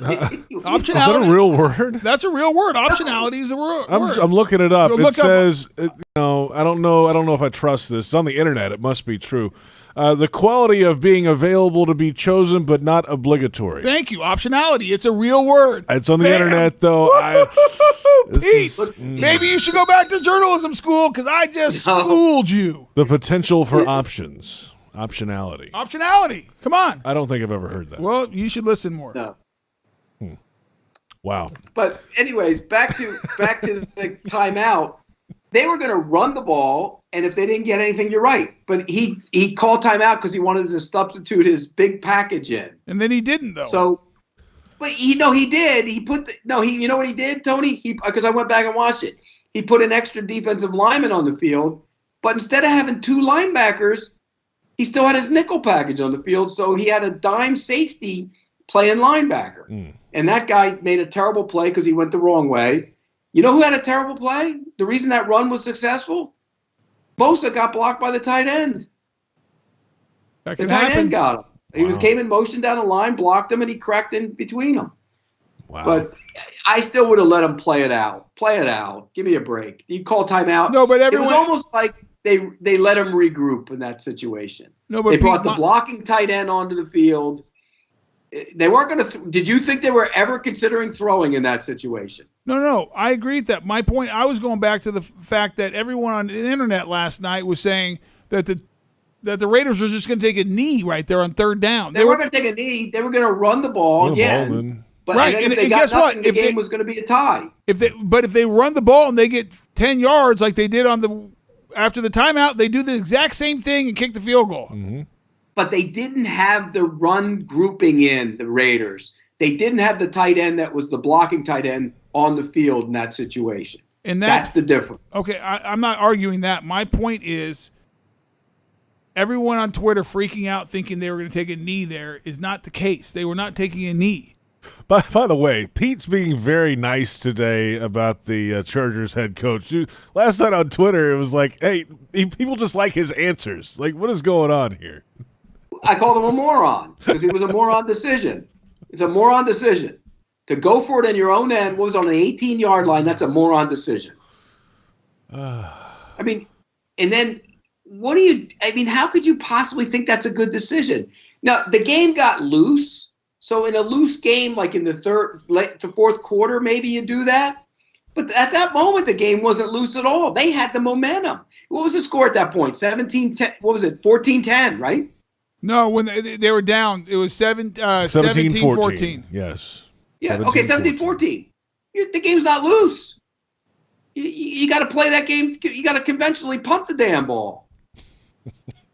Yeah, Carlson hit the 31-yarder, and it was 20-14. Yeah, my original point about the quarterback, Trevor Lawrence should be that next year. So the question becomes, how do you get him to that? The Chargers, Tony made a good point. Eckler's a damn good back. The left side and the center of their line is good. The right side is awful. And they have injuries there, but they're awful right now. Do they have a tight end that scares you? Cook's okay. Cook's good now. He's a big body, Pete. That's a matchup issue, and you saw that in key third downs or fourth downs yesterday. But he's getting up in the years. Fair. And okay, the wide receivers, Keenan Allen's really good. Mike Williams is an unrestricted free agent. Would you pay him? How much you got to pay him? No, he's going to get paid. You're going to get him Galladay money probably. What did Galladay get? 13 a year? Yeah, I'd pay him that probably. He doesn't run as well as you think he runs. No, but he's a dang good receiver. So if you're Jacksonville, you would pay. I would kick the tires for sure, Pete. You have to get receivers here. I know. Okay, so you pay Mike Williams, you get one in the draft, and it's a good receiver draft, by the way. Yeah, I mean, because if you look at like everyone talks about, you need that burner. Who's the burner on the Los Angeles Chargers? Keenan Allen doesn't run. No. Mike Williams isn't a burner. No, they don't have a burner. Guyton isn't a burner. They're just all really big, good. They're all big, good receivers. In Jacksonville, and he couldn't remember the plays this year. That's their burner. Yeah. Yeah, Palmer's not a burner. You know, my point is they're all big, but they're all big guys and good route runners. Right. Hey, we'll come back in a moment. We're going to keep it real. Have we not been doing that? No. Okay. We're going to do it when I can't believe I got my case this week in the mail. You did. I got 2. Yeah, you didn't get yours yet? I got 2 cases. Well, I get you left got out. 2? Yeah, I must have got JP's. You must have. Mine didn't arrive. JP's looking around like we're serious. Wait a minute. I got a red and a white. Wow, what a deal. JP's like, they left me out. I got an empty glass is all I got. Jaguars Game Day Radio is brought to you by ViStar Credit Union. Do good, bank better. It's Jaguars Happy Hour on the Jaguars Digital Network.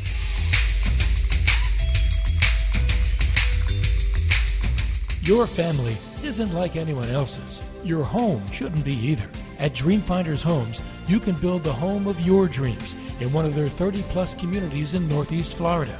Choose from luxury single-family homes or maintenance-free townhomes from the 200s. Dreamfinders specializes in homes built to fit your lifestyle. To find out more, call 904-738-0165 or visit dreamfindershomes.com. So, it's happy hour. Let's talk whiskey options. Have you tried Citrus Distillers? Have you tried Citrus Distillers Limited Edition 2021 Barrel-Aged Jaguar Whiskey? Did you know it's only available for a limited time and manufactured in Jacksonville? Yes, Jacksonville. I said local whiskey. Try it on the rocks or in a Jack's Whiskey Sour. Citrus Distillers Jaguars Whiskey is available at local liquor stores, restaurants, and the Jaguar Stadium. Drink local, Jacksonville. Find recipes and events at jaguarswhiskey.com. Fans like you have been told that going all out is going too far. But fans like you know better. You're the kind of fan who loves the team as much as your pet, who paints yourself for game days and dyes your pet's fur to match. You are a rare breed. You are a pet fanatic, equal parts pet obsessed and diehard sports fan. At Pet Paradise, they're crazy about pets too. The official pet care provider of the Jacksonville Jaguars. Pet Paradise. It's a new day in pet care. Need pest control that's safe and actually works? Then look no further than Jaguar's proud partner, Kingfish Pest Control. Kingfish is family-owned and has thousands of 5-star customer reviews for good reason. Their high level of customer care and quality service is off the charts. They're the leaders in pest control technology, using the industry's latest and greatest pest application equipment and products. They'll even email a picture of the technician who'll be coming to your home. Let the pros tackle the pest in your home. Go to kingfishpest.com. That's kingfishpest.com. Introducing Ultimate Jags, the free-to-play, next-level fantasy football game. Open packs, collect players, build your roster, and pick your weekly lineup. Scratch and claw your way up the leaderboard and compete against Jags fans for fantastic prizes. Download Ultimate Jags now from the App Store and Google Play and get ready to win. Jaguars fans, here's a great way to pay with pride wherever you go. Exclusively from TIAA Bank, the Jacksonville Jaguars Visa debit card comes with a fierce look and fantastic features, along with the convenience to make purchases online or at millions of locations worldwide. And it's yours, free, when you open a Yield Pledge checking account.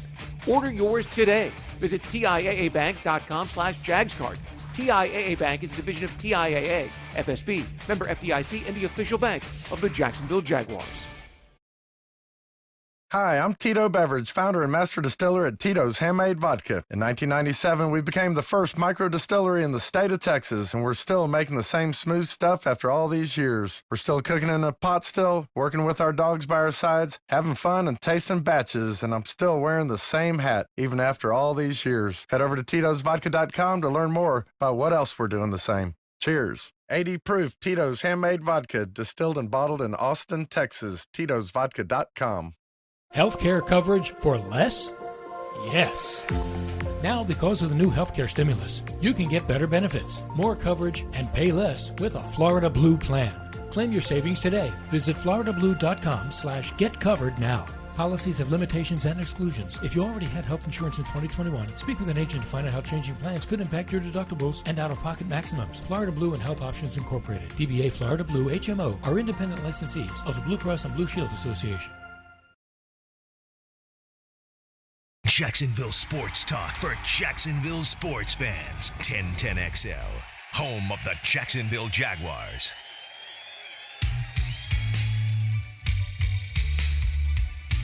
I just feel like as of now, I'll be ready for training camp. I'm ready to go. And the next milestone for me is to get back doing weightlifting, Olympic weightlifting, like squats, stuff like that. I haven't really been squatting because it is a list for an injury and that is on the bottom of the foot. So the next step is getting back to doing those squats, getting my legs back right, and get back to full speed running. And hopefully, I look forward to being at training camp and just being back to myself. That is Travis Etienne speaking with the media today. First time we've heard from him since the preseason. And welcome back. It's Jaguars Happy Hour. JP Shadrick with Pete Prisco and Tony Boselli. And it's time now for Keeping It Real, presented by Woodbridge by Robert Mondavi. Open up a winner today. Real Ingredients, award-winning wine by Robert Mondavi. Bob? I'm waiting. I like to thank Bob. Here's the question today. Yeah, I'm sure you guys are enjoying it. What's the best thing to come out of this season for the Jaguars? It's over. The first overall pick. Quarterback's healthy. Quarterback's healthy. I could argue that Urban Meyer's gone. That's the best thing. Well, because it was chaotic here. Pete, it was dysfunctional. Could you imagine with what this team went through and the organization went through going into another year, knowing that that's what you're facing? No, you're right. That's the best thing. That's the best thing to come out of this year. You found out what he was early. Yeah, you got realized it. There's like a term sometimes in startup world of business, like fail fast. Like figure out what doesn't work so you can make the correction instead of investing a bunch of capital that you have limited resources limited amount of, and fail fast. Like move on to the next thing, figure it out. And I'm thankful that we figured it out quickly who he really was, and that he was a little bit of a. Is fraud too big of a word to use? Because he talked a lot about accountability. Spot on. He talked a lot about accountability and family and owning it, and I didn't see any of that from him. We found out early, and I'm thankful that Shad, who took a big swing in the last offseason and made a big statement and made statements how he felt like he got it right this time and everything else. And I'm thankful that Shad Khan is not too proud to be able to admit a mistake and say, you know what, I'm not dealing with this anymore. I mean, that's good leadership. And I know like you can get on him for getting it wrong. That's fine. Worse than getting it wrong is not admitting that it was wrong and hanging on. And we've seen that in this organization in the past, not from Shad, but from others, I'll leave nameless, of hanging on to decisions that end up costing this organization in the long run. But here's the other thing. So the fact that he made that decision so quickly, Pete, I think is really important. And if Urban didn't go to Jacksonville last year, let's just say he didn't, and he decided this year, I'm in play, I want an NFL team to hire me, they'd be fighting for him. The teams, if he had not experienced Jacksonville and he came out of retirement, there'd be a lot of teams fighting for him. Oh yeah. I don't think Shad would be alone. Is your point? No, right? Of course not. No. Because he fooled a bunch of people. He fooled people. Well, I don't think he can fool anyone any longer because I think it's pretty obvious, what his MO is. Yeah. I mean, when you recruit the best players, you're going to win a lot of games in college football. You can't do that in the NFL. Well, he's a great recruiter. There's no doubt about that. I don't know how. Seriously, I do not know how. If I was a 17-year-old kid and that guy came into my living room, I would smell out the BS from the minute he walked in the door. Pete, you are so full of it. Come on, you would be going to Ohio State like that. What are you talking about? The only way I'd be going to Ohio State is if they paid me more than what Alabama paid me. Oh, wow. But shots fired. Okay. Well, Pete, then you'd be one of the few because he has sold a lot of people over his lifetime. Okay, Tony, you were recruited. Would you listen to his crap? Oh, I think as an 18-year-old kid, and actually I was 17 when I was getting recruited. Be younger than that. I mean, when I signed my letter of intent, I was 17 years old. And if Urban Meyer came to me and selling me, like, in his smooth talking and family and this is what we're going to do. And championship rings. And like championship rings. Yeah, Pete, I would have fallen for it. Instead, you took the dough and went to USC. I did not. I was not a big recruit. I got paid. I can honestly say from Colorado to USC. Where do you think he's getting there? I can honestly say, giving my word, I did not get any money from the University of Southern California or anyone associated with the University of Southern California, any booster coach, anything else to go to the to USC. Never got anything from them to go to that school. That means you shortchange yourself then, because everybody. No, I wasn't a big recruit. I was like a middle of the road guy, fighting for a spot. What were your other options, by the way? So I got asked to walk on by a couple places. My 5 trips, back then I think it's the same day. You can pick 5 schools you took official visits to. It was USC. University of Colorado, because I lived in Boulder. Mm-hmm. They were good, national champions. Yes, they were. Champions. Yeah. Arizona State was a trip. Pete's alma mater. Now, they were offering you dough, weren't they? No, I got nothing from them. I ended up canceling the visit, though, Pete, because it was right after USC, and I went on campus at USC, and I'm like, I'm not going to A-State. There's no chance. So you didn't even go? No, I never showed up. Michigan State. Really? Yeah. East Lansing. Yeah. You got to remember that my senior year was the year that Tony Mandrick came out, so it was like offensive line, like big deal. Yeah. And then Stanford was my last one. You got into Stanford? And he didn't get the grades to go to Stanford. Yeah, I was going to say. You know who recruited me out of Stanford, Pete? Who, Bill Walsh? No. Denny Green was the head coach at the time. Denny Green. No, but you know who, what position coach actually recruited me, came to my house. Home visit, met with my parents, everything. Who? Brian Billick. He was the wide receiver coach on Denny Green's staff. How about that? Yeah. Wow. Funny. So then you took the money and went to USC. I never got paid anything. Trust me, none of them were paying me anything. But when you had recruiting visits, no head coach ever came to your house? Bill McCartney did. Well, that was down the block. Yeah, he's in Boulder. Yeah, I'm trying to think. Right I there. think Denny Green would have. I believe Larry Smith did. He was the USC coach. Perlis did not from Michigan State. I think he would have. So I took visits to my first visit in December, like early December when you start visits, was Michigan State. The next visit was to Colorado, and then before Christmas I went to early in December I went right to USC. And so like the home visit started like in like that fall. And so like it didn't end until February.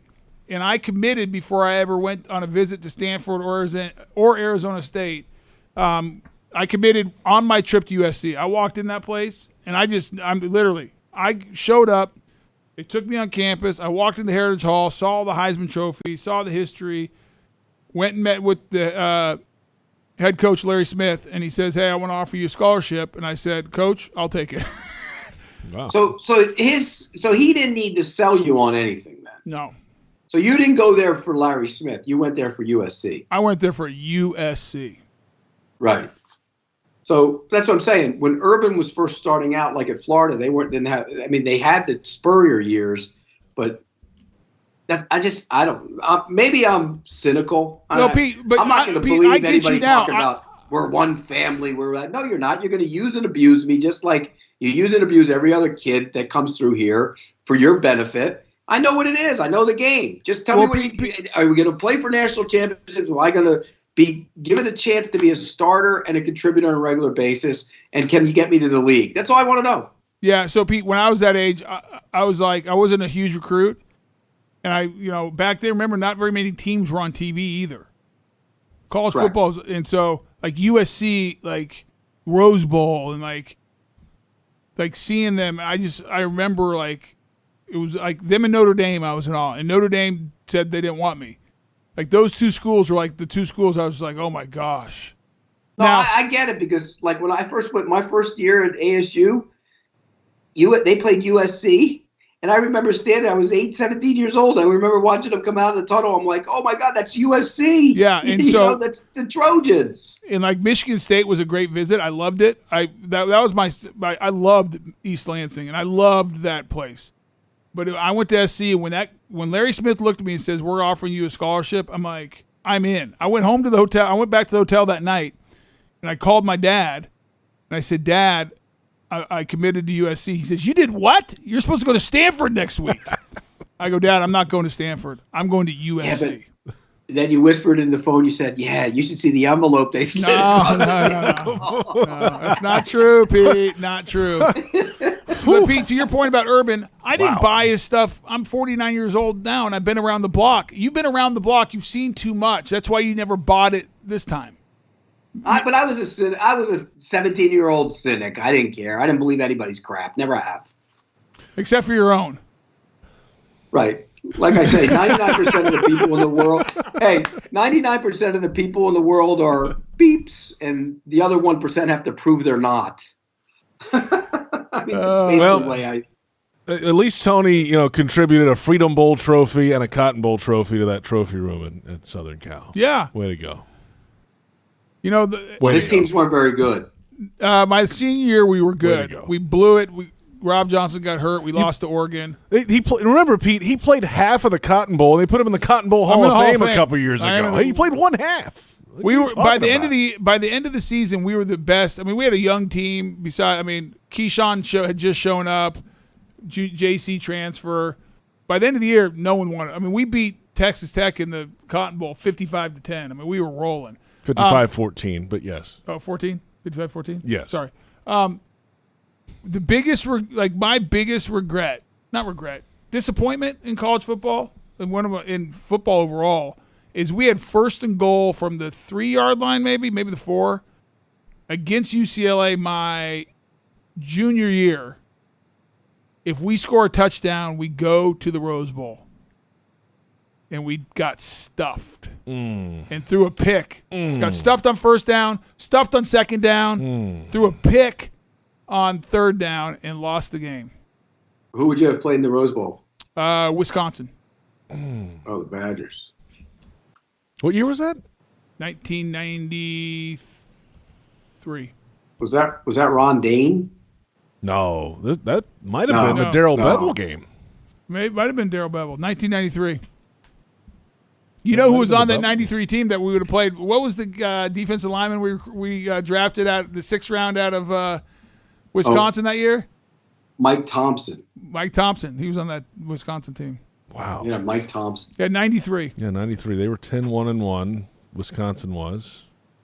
And, yeah, they beat UCLA in the Rose Bowl. Yep. 21-16. Who were the backs on that team? Yeah, Darrell Bevel was the quarterback for that team. How about that? Yeah. Yeah. First in goal. How about that? Bevel. First in goal. Why did they run behind you? We ran twice, and we got stuffed. Did you get blown up? No, I mean I didn't, but I didn't dominate. It was my second game back after dislocating my kneecap. I'd missed 5 games that year, and I mean I think I stalemated the guy. I didn't dominate him by any means, but we got stuffed. That, by the way, was Keeping It Real, presented by Woodbridge by Robert Mondavi. Open up a winner today. Real Ingredients, award-winning wine by Robert Mondavi. I hope you guys are enjoying it. Yummy. What's in that cup, Tony? I don't want to speak to that. We're on the air. Okay. Marinate on that. We're back in a moment. Social media questions. Happy New Year, Tony. Thank you. You too, JP. It's Jaguars Happy Hour on the Jaguars Digital Network.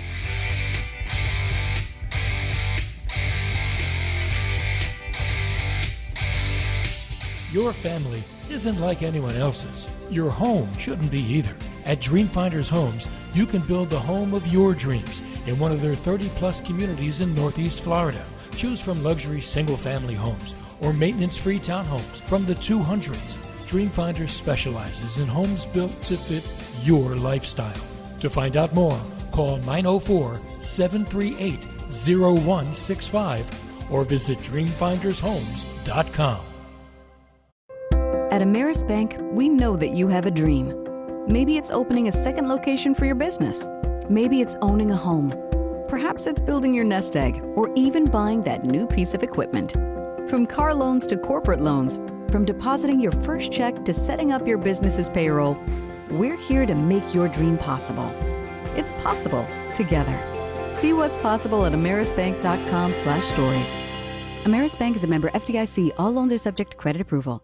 Pinpoint, the official signage partner of the Jacksonville Jaguars, helps business decision makers like you maximize the impact of their brand. Your company's identification, advertising, and even the words you use make an impression on your clients. With Pinpoint as your coach, you can make sure it's a good impression. Pinpoint provides the creative design and production services for anything you need to enhance your brand, from custom signage to complete marketing solutions. Step up your game with Pinpoint and create the ultimate brand experience for your clients. Visit experiencepinpoint.com. At most sandwich places, asking for more of something is just part of the drill. But what if you never had to ask for more? What if more was just a given? At Daly's, more is what our sandwiches are built on. More meat, more cheese, more veggies, more quality, more taste. All for a price that's anything but more. Sandwiches from Dash, made fresh. Daly's. Hi, I'm Tito Beverage, founder and master distiller at Tito's Handmade Vodka. In 1997, we became the first micro distillery in the state of Texas, and we're still making the same smooth stuff after all these years. We're still cooking in a pot still, working with our dogs by our sides, having fun and tasting batches, and I'm still wearing the same hat, even after all these years. Head over to Tito'sVodka.com to learn more about what else we're doing the same. Cheers. 80 proof Tito's Handmade Vodka, distilled and bottled in Austin, Texas. Tito'sVodka.com. Hi folks, Frank Frangie here to tell you where to find the most authentic Southern Pit barbecue in all of Jacksonville. That's right, Bono's. For 72 years, Bono's has been smoking real pit barbecue right here on the First Coast. Smoked for hours, served in minutes, and always cut to order. You can find Bono's locations all around town, and on game day at TIAA Bank Field. Bono's is the official barbecue of the Jacksonville Jaguars. If you want great barbecue, head to Bono's today. If you don't see a pit, it ain't legit. Jaguars fans, here's a great way to pay with pride wherever you go. Exclusively from TIAA Bank, the Jacksonville Jaguars Visa debit card comes with a fierce look and fantastic features, along with the convenience to make purchases online or at millions of locations worldwide. And it's yours, free, when you open a Yield Pledge checking account. Order yours today. Visit TIAABank.com/JagsCard. TIAA Bank is a division of TIAA, FSB, member FDIC, and the official bank of the Jacksonville Jaguars. Committed to the team. Committed to the mission. At Navy Mutual, we're committed to providing high-quality life insurance to members of the military and their families. So our policies have no fine print and no military service restrictions.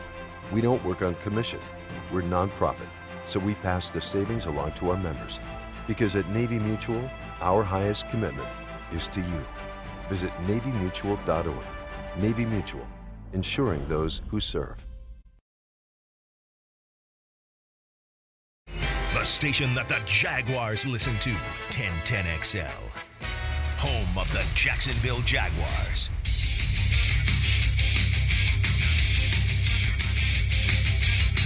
Welcome back. It's Jaguars Happy Hour. JP Shadrick, Pete Prisco, Tony Boselli. The final show of the season. Pete, I know you're doing you're doing playoff games. You in studio? What are you doing? Studio, thankfully. Okay. You know, for me to go to playoff games and there's not really any access like it used to be, it almost defeats the purpose. That's a good point. Tony, you're doing the first round for sure. We know that. I'm doing all three. I'm in Dallas for the Super Card Wild Weekend. It's the Super Wild Card Weekend. Super Wild you might Card want to get Super that right. Card Wild Weekend. You better watch out calling it the Super Card Wild Weekend. Ooh, it's going to get wild in Dallas. You might be heading somewhere else this weekend. Plenty of places in Dallas to celebrate that, I think. Super Wild Card. Sorry. Yeah. Sorry. Super Wild Card Weekend. And then divisional, I'm hoping.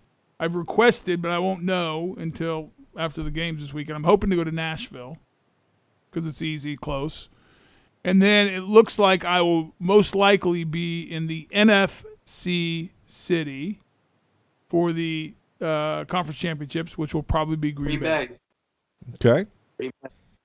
Oh. Green Bay into January. That's always fun. Yeah.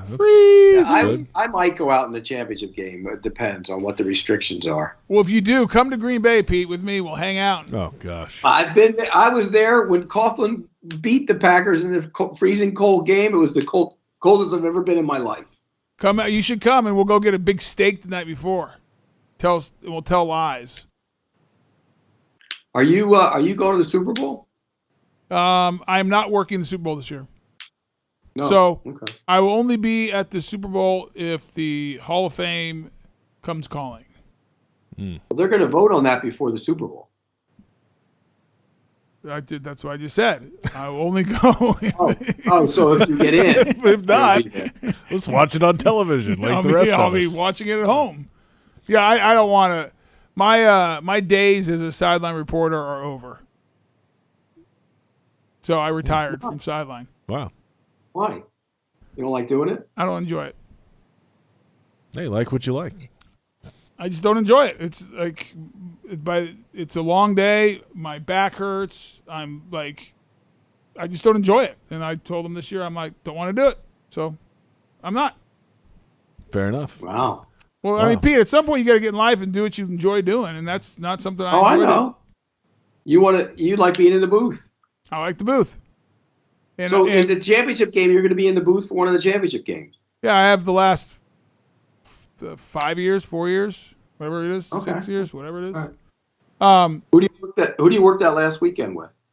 Either Ian or Kevin Harlan. Depends where they put them. Yeah. Kurt will be in one booth, I'll be in the other booth, and Kurt will do the Super Bowl. Kurt Warner. Seeing that he played in several, I never did, so probably we'll never call a Super Bowl game from the booth because I never played in one. Well, there you have it. And you wouldn't have played in one if they made it in '99 either. I would have in '96 though. Oh, you know a funny story about that, Pete? Willie Clay says hello. My son had COVID.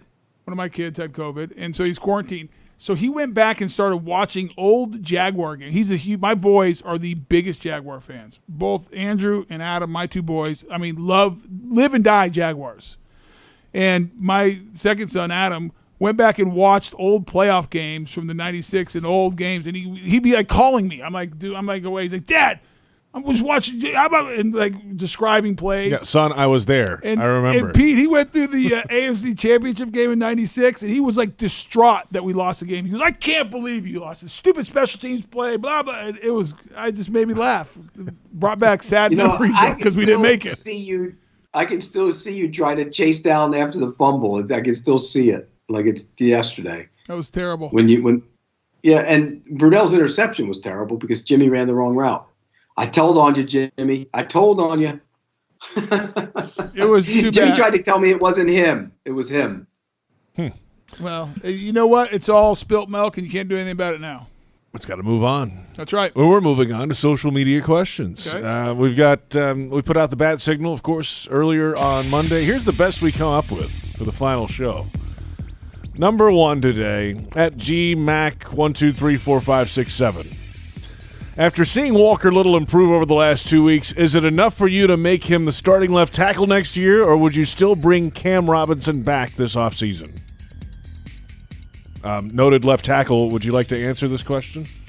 I answered it earlier. I to be determined. I got to do more work. I mean, it also depends, what's the franchise number? What are you doing with the rest of the offensive line? Where are the holes? You got to make decisions with Linder and Norwell. I mean, so there's AJ Can. I mean, there's a lot of questions yet. I don't think you make that in a vacuum, that decision, because you have 5 positions to fill. Cam still is the best left tackle on this team right now as of this year. That doesn't mean Walker Little can't surpass him, but if you're just looking at who had the, look at all the tape for the entire year, Cam's better right now. But I don't know if Cam had a game as good as Walker Little had on Sunday. I haven't watched it yet, Pete, because I was up. He was good. He got beat inside once by Buckner on a run play. But he got bowled by Quiddy Pay one time. That's all. Yeah. So, but again, you're right. Robinson in the big picture is a better left tackle right now.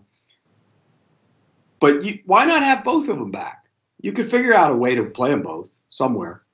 I agree. That's why I'm saying you might bring. I don't know if it's one or the other. I mean, Walker Little's coming back for sure. I mean, that's a no-brainer. Yes. I mean, the decision is. I agree with you, Pete. Why do you have to make a decision? By the way, I noticed him walking in with the quarterback after practice today. So, like you, he's latched onto the quarterback to keep his spot on the roster. That means he's smart. He's a smart man. Stay close. He went to Stanford. What do you want? Stay close to the franchise quarterback. And here's one thing, Pete. Why couldn't you franchise Cam Robinson and trade him? You could. Depending on what else you do. You're right. You could. Well, I would franchise him just to protect yourself. Yeah, why would you let him walk out the door for free is my point. I wouldn't. Yeah. Unless you're thinking you can get a comp pick back for him. Maybe you can get a second rounder if you franchise him. This is the last time the Jags had a compensation pick. That hasn't happened. Been a while. Well, usually they're the one signing player. Right. They're signing everybody. That's how it works. All right. By the way, they still have a lot of money to spend, JP. A whole lot.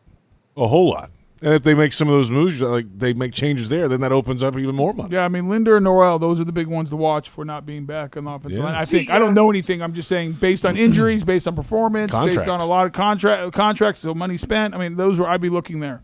Yeah. Next question. Social media today. At Brit Jag, can the momentum from yesterday's win carry into next season? I know the consensus is normally no, but that win felt huge yesterday. The momentum of the win doesn't carry over. You're going to have a whole new staff. You're going to have a whole new team. This team will look remarkably different next year in a lot of ways. What can carry over is the confidence of the individual players in the performance they have because you have a good taste in your mouth. It gives you something to build on. You have good feelings moving forward. So I think that you can build on it, but building on it as a team win, too much turnover is going to happen in this organization. Yeah, I don't think it carries over. I just don't. I mean, for a guy like Trevor Lawrence, it probably says, "Oh, you know what? I know I can play in this league now." You know, that gives me validation, but I don't think it carries over to next year. Easy enough. Next question, social media. At Duval_Buckeyes. Victory Monday, boys. If you were to rank the open coaching positions, where would the Jags rank? Pete? It would rank up there. I don't know where I'd rank it, but I think you got an owner that's willing to spend. You have a lot of cap room. You have the first overall pick. I think we said this all last year, by the way.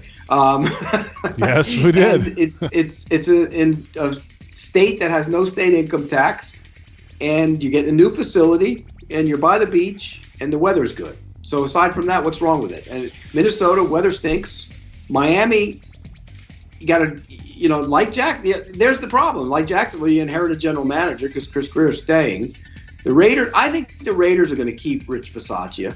And the Broncos' job, where's the quarterback? Of all those teams, the Bears have a quarterback, the Jaguars have a quarterback, and the Raiders have a quarterback. So that makes them, and Tua, if you think he's good, and those questions are still out there. Do you think Tua is good? Do you think he's a franchise quarterback, Pete? I don't. Do you? I lean towards you. I haven't seen as much as you have. He got better. But nothing jumps off the page as like being dynamic. Tell me what is one thing he, like physical trait or quality that he has that's just over the top? There aren't any. And that's what worries me. I think the great ones do. I think the question about where this job ranks is how is the question mark of Trent Baalke, or right now he is, how does Trent Baalke being the GM, how's that play across the league? There's a lot of strong opinions about Trent Baalke. What was that, Pete? That doesn't play well.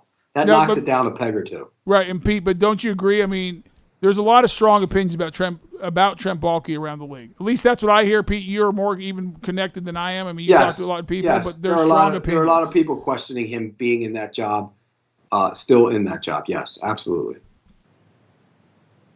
So there you have it. Let's get one more in. Why not? One more social media Why not? question. At Lloyd R1L.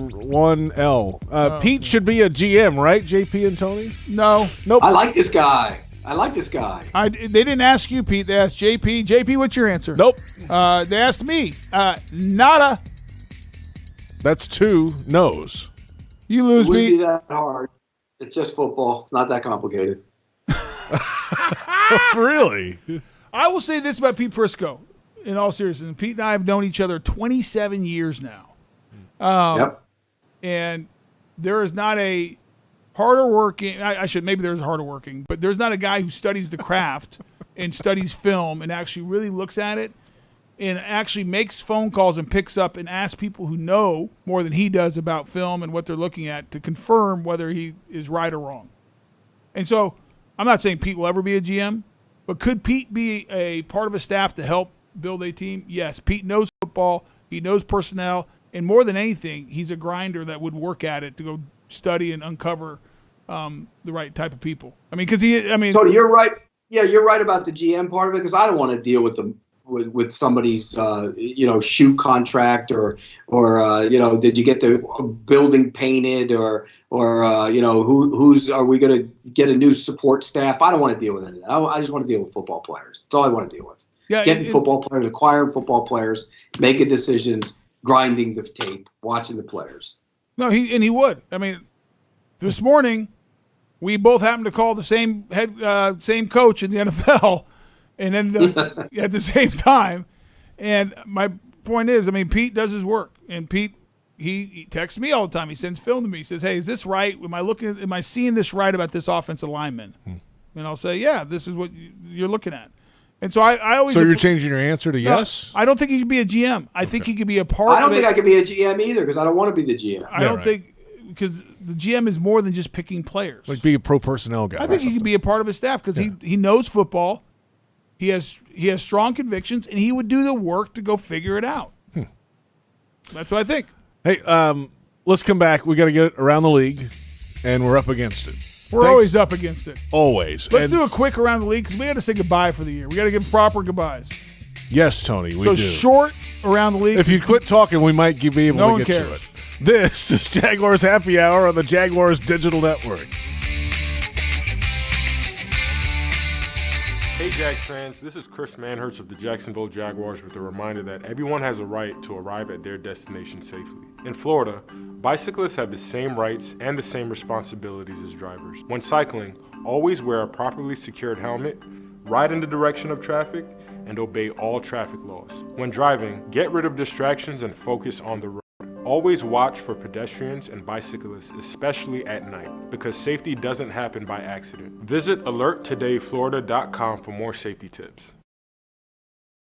You know Scrubbles is the best car wash in town with our newest location at Kernan and Atlantic. But listen to this. Scrubbles is offering the first ever car wash family plan. Purchase any of our monthly plans and get a $5 discount for up to 3 additional family members. As always, with every wash, you can enjoy free-to-use wipe-down towels, self-service cleaning stations, and that great-smelling Scrubbles air freshener. Visit us today at any one of our convenient locations.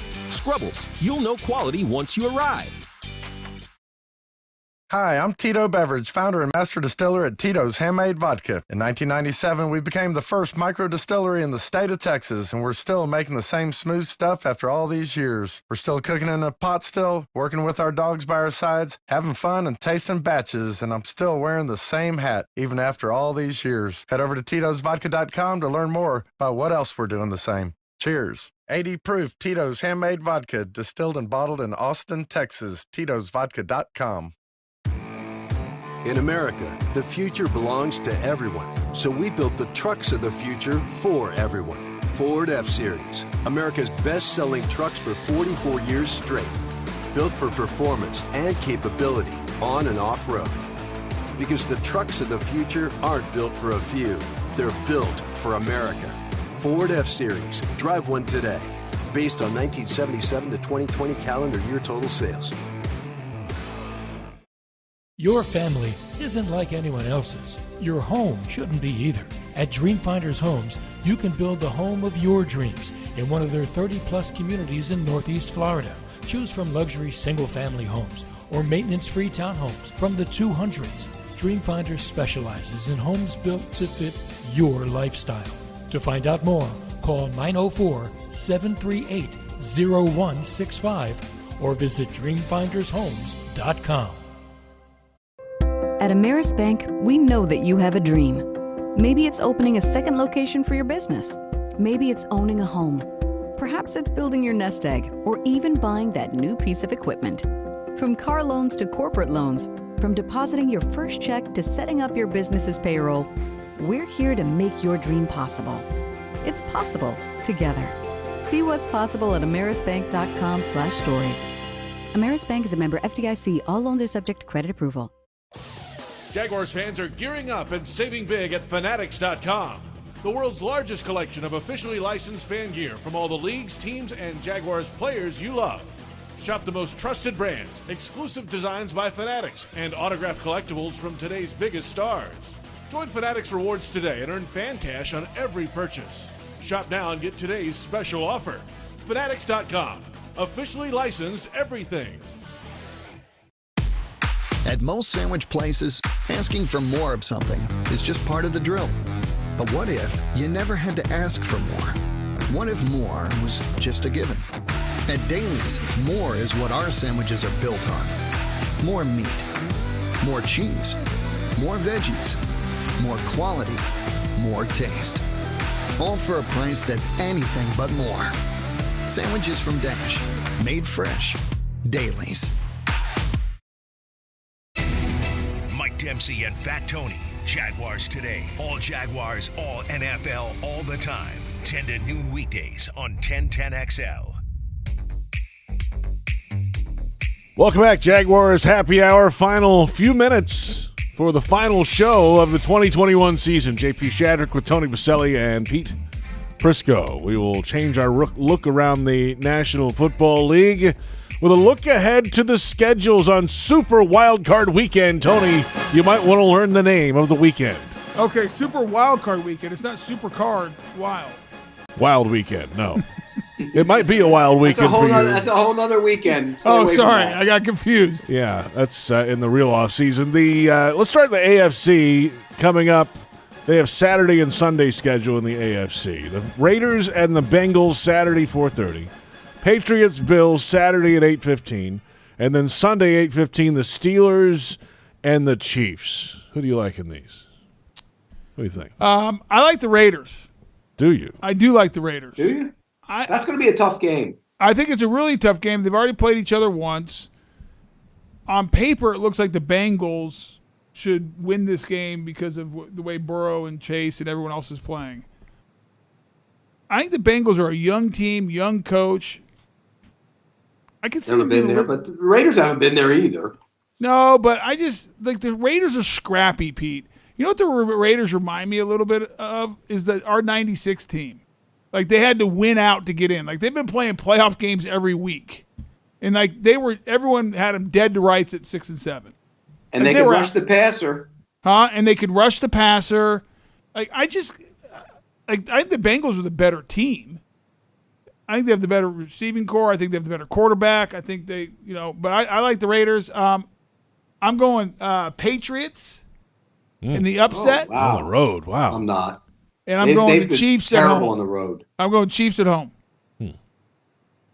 I'm going Bengals, Bills, Chiefs. Although I think the Raiders game is going to be really close. You're going all home games. You know that never happens, but that's okay. Let's go to the NFC schedule on Super Wildcard Weekend. The Eagles at the Buccaneers Sunday at 1 o'clock. The 49ers at the Cowboys. Tony, you'll have that game Sunday at 4:30. And the Cardinals at the Rams Monday at 8:15. I'm going Buccaneers. I think that's the worst game of the weekend. I think although the Eagles can run the ball and they had some success in the second half when they played the Buccaneers earlier in the year to make that game close, but I think the Bucs win. I don't think in a blowout. I think playoffs are usually be close. I think it's 49ers on the upset on the road, and I like the Rams. I'm with you on that one. I like the Rams at home. I think Arizona's going to beat them again. I think both those teams are kind of floundering. I think Arizona beats them again. I'll take. By the way, Tony, the Rams' offensive line the other day was terrible against the 49ers. Terrible. I'll take the Niners and I'll take the Bucs.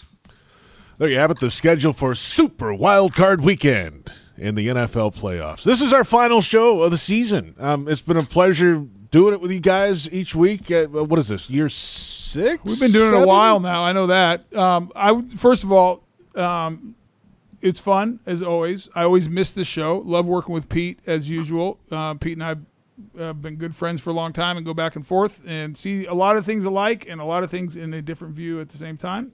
JP, good job this year putting up with our stuff. I was about to say another word that I can't say on the air. Fair. It's fair. Appreciate you. Good job steering the ship and making sure we're on course. Joe, good job producing. Reeves in the background. We have a good team here. This is a good show, and I love doing it with you guys. I do too, and I echo everything you just said, Tony. JP keeps up with us and puts up with our garbage. And the other thing is, we're allowed to say things. I'm allowed to say things. I love that. That's the greatest thing about this show. I wouldn't do it if I couldn't. I give the Jaguars all the credit in the world because I can say what I need to say. That's what makes it fun. And one more thing. Next time when we reconvene, somebody's head isn't going to fit in that studio. I'm telling you. And I'm not talking about yours, JP. No, I'm with you. Oh, I'm with you. Hey, Pete, from your mouth to God's ears, baby. And also, we have thanks to Chad Johnson for the support this year. Took over the radio and leads this organization. And during a tough year, a lot of controversy, a lot of things. To Pete's point, his leadership guidance and allowing us to have fun on the show and do what we do. Appreciate it, Chad. Let's do this show again from Canton, Ohio. That'd be fun, Pete. I like that. I would love that. I will host. Love that. I will host the show if that happens. No, you won't. No, you don't. No, you won't. No. I'm not going to host the just show. Just get in the Hall of Fame. Let me back up. You're going to host the show. I'm Don't not get going to carried host the away. show. I'm going to host all of us. Did I just get fired? No, I'm saying I'm going to host everyone. He got rid of you. Great job. You're fired. No, I'm going to host the show. What the hell I'm is going that? to bring everyone. Everyone will be together. Get out of here. I don't want to host the show. That's Pete Prisco. That's Tony Boselli. I'm JP Shadrick. I'm fired, apparently. This is Jaguars Happy Hour on the Jaguars Digital Network.